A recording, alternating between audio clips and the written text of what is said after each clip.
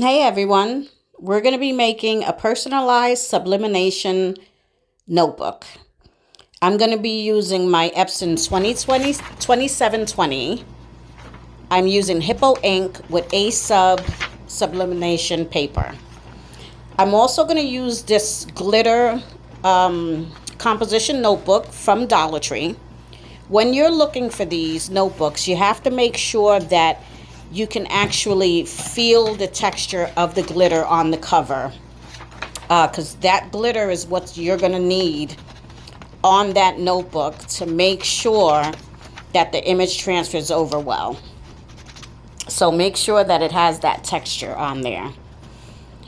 I printed out my image a little bit small. I did 9.5 by 6.5. I could have went a couple of centimeters more, just to have that little overage, because it took me quite a while to make sure that this was lined up perfectly. So you want to make it a little bit bigger so you don't have that problem. I used the heat tape and wrapped it around the binder of the notebook, and then on each corner,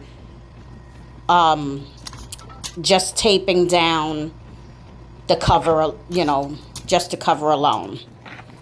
I set my heat press to 385 and I did it for 60 seconds. I used heavy pressure.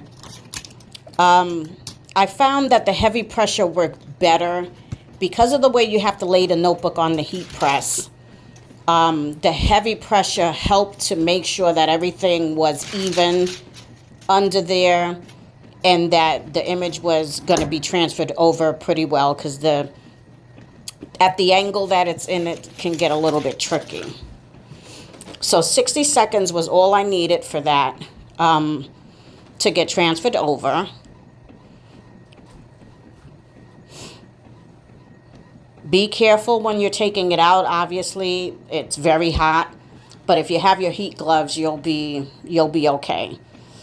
Now, I didn't notice any warping or anything like that, but you have to be careful taking the tape off, because the heat is making the cover a little bit softer than it would normally be.